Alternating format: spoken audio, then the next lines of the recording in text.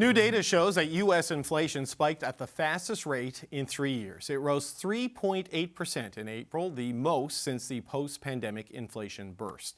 This is up from 3.3% in March.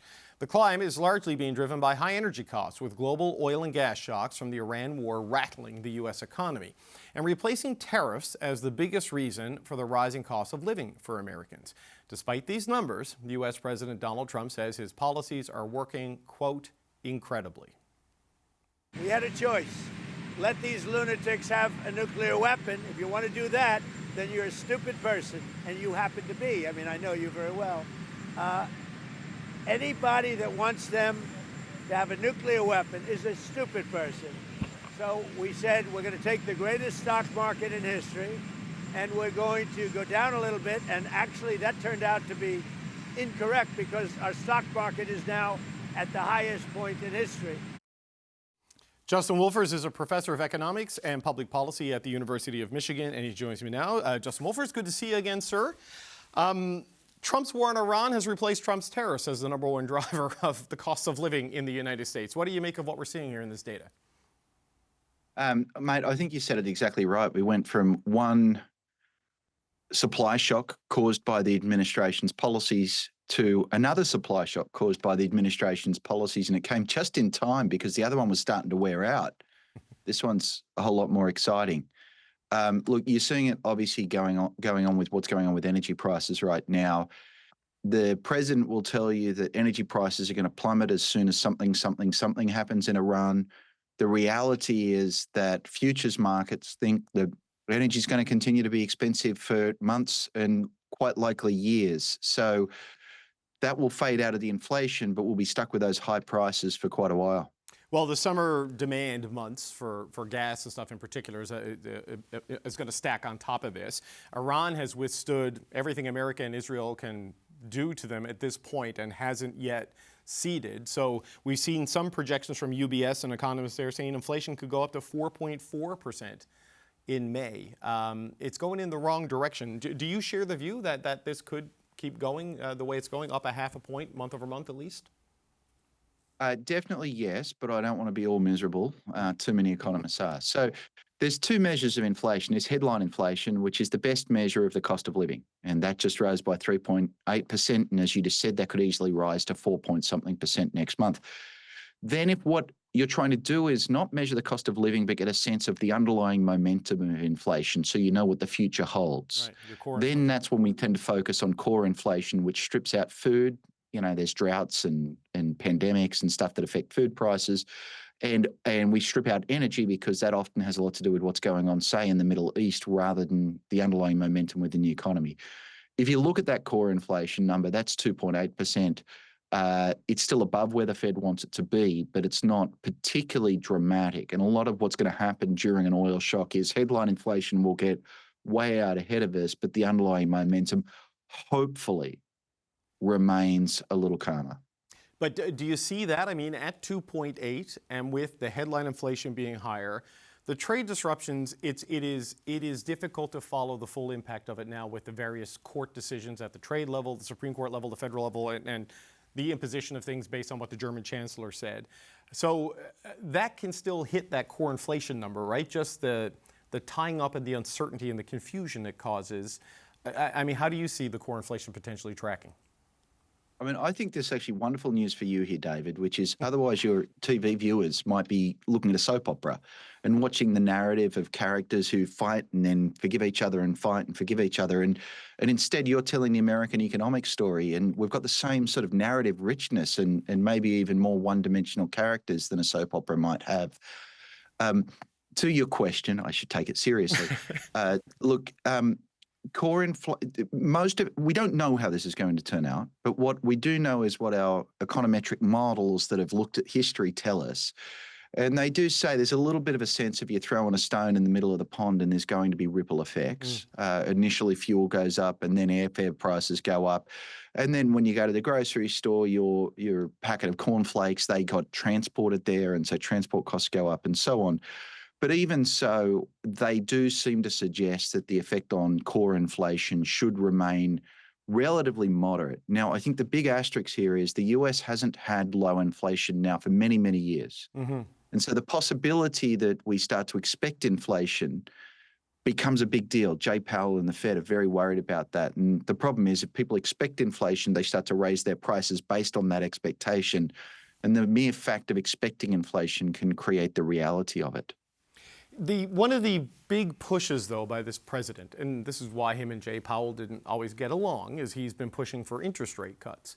But if his policies on trade and his policies on Iran are creating at least headline inflationary pressure, if not core inflationary pressure, that is not going to incentivize the Fed to reduce interest rates, right? So his policies are working against his goals, it would seem, with the midterm train hurtling down the track, right? It is in this cycle now that it seems like it will persist for at least the rest of the year.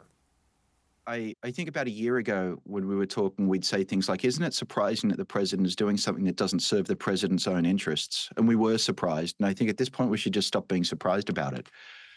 The president picked a fight with Jay Powell that actually ended up keeping him on the Fed for longer. The president has bombed Iran, which you can look, for instance, at the November 2026 oil price futures. And that tells you that the president's party is going to go into the midterm elections with gas prices continuing to be very, very high.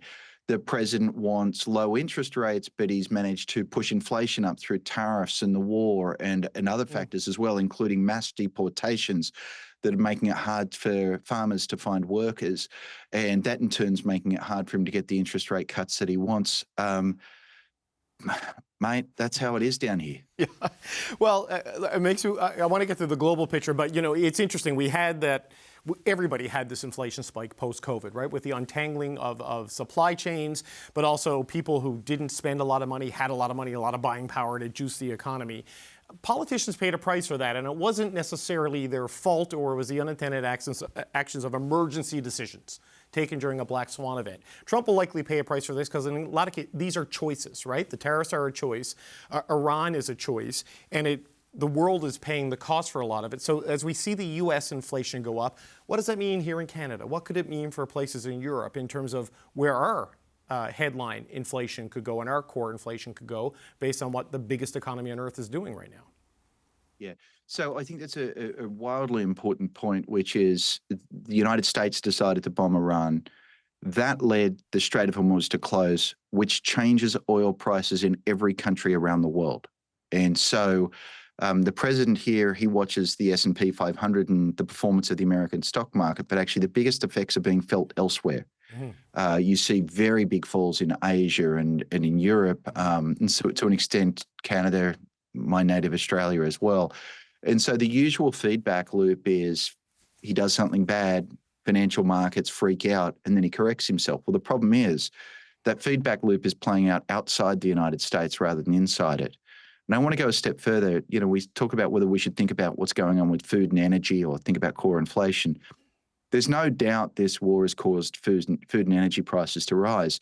Food and energy are the largest share of what people spend, much larger share in the very poorest countries in the world, which means as much as you and I might be tightening our belts and feeling some pain right now, the pain for the world's poor is actually far, far greater. Yes, and the people at the bottom of the economic ladder, even in the relative security of North America, which has an energy self-sufficiency, and a food self-sufficiency for the most part, it's not what's happening in Europe, the energy shortages in Asia, the double-digit GDP contraction in the Gulf states. But what do you think we can expect to see? I mean, the cost for the inequality exasperation is going to be obvious, but just broadly on a macro sense, I mean, is this the sort of thing that pushes us closer to that big global slowdown people have been worried about? Does it drive inflation up in Europe and here? I mean, how do you see it rippling out?